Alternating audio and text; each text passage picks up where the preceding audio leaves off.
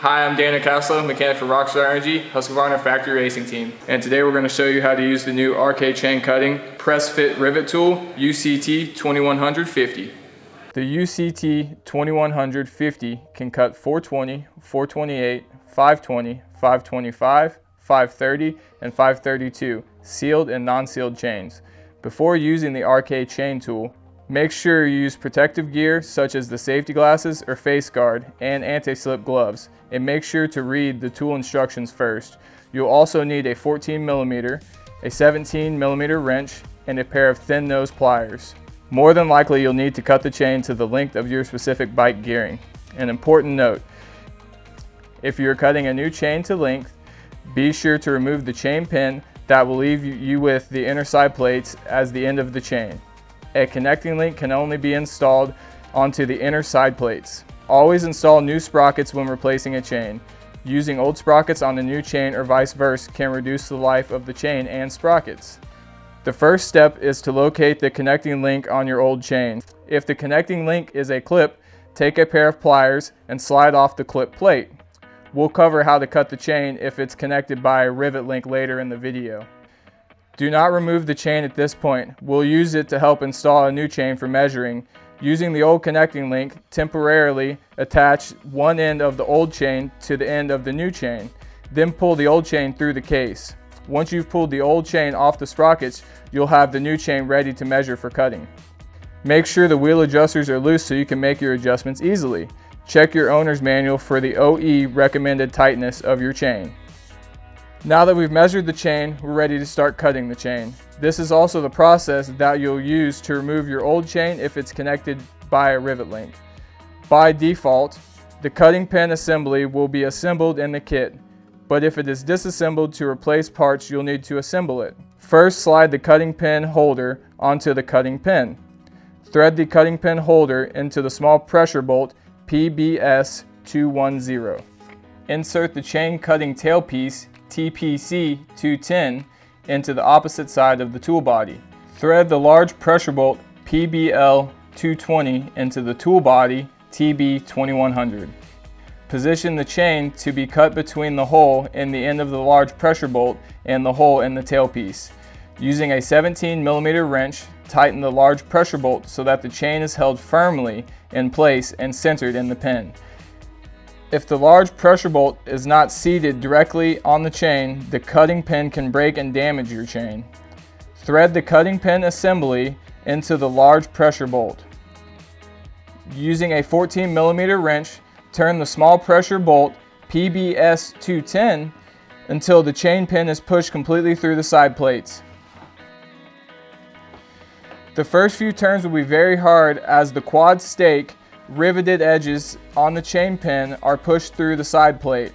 If it seems exceptionally hard, check the alignment of the chain pin with the hole in the end of the large pressure bolt and cutting tailpiece and try again. Now that we have the chain cut length for our gearing, we'll install the connecting link. For the first example, we'll show you how to use the clip type connecting link. New RK Chain connecting link bags contain a small bag of grease. Make sure you apply the grease to all components of the connecting links, including the pins. If the chain is sealed, which means it contains O-rings, put one greased O-ring over each connecting link pin. Slide the pins through the two ends of the chain from the back to connect the chain near the bottom of the rear sprocket. If applicable, put the other two greased O-rings over each pin on the other side of the chain. Plate holder selection is one of the new features of the UCT2100 tool. Use the PH500JP to press fit clip and rivet side plates for the 520, 525, 530, 532. To press fit 428 chains, use the PH428, which is sold separately.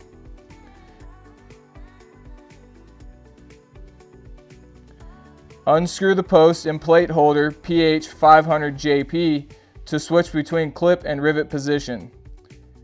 Insert the correct plate holder into the large pressure bolt hole and position the connecting link side plate into the plate holder. Important: RK recommends using rivet type connecting links whenever possible for the most secure connection. Installing the clip. Using thin nose pliers, snap clip into pin grooves with close end of the clip facing rotation direction of the chain. Warning: make sure the clip is properly tension seated in the groove of the pins. If the clip is loose, adjust the side plate up the pins with the pliers until it is snug against the clip. Never reuse an old connecting link. After installing the clip or rivet, inspect the connected links to make sure there are no links that are bound or stiff.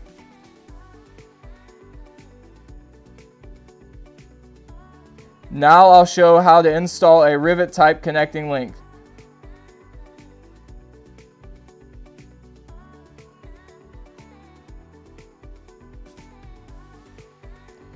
Once the link is pressed, thread the large pressure bolt into the tool body.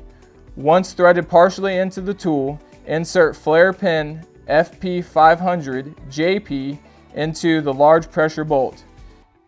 Insert tailpiece TPP220 into hole in tool wall opposite of the large pressure bolt. What's great about the new UCT2100 chain tool is that the new flare pin will only allow you to flare the pin to a set depth and width, reducing the chances of binding or over flaring the pin. Align the flare pin with the hole in the end of the connecting link pin. Make sure the other end of the connecting link pin is seated to the tailpiece. Use a 17mm wrench to tighten the large pressure bolt until the pinhole is flared out sufficiently to keep the side plate from coming off. The flare pin will correctly flare the rivet to the correct depth and width. Repeat this procedure for the second pin. Tighten the large pressure bolt only until firm resistance is felt.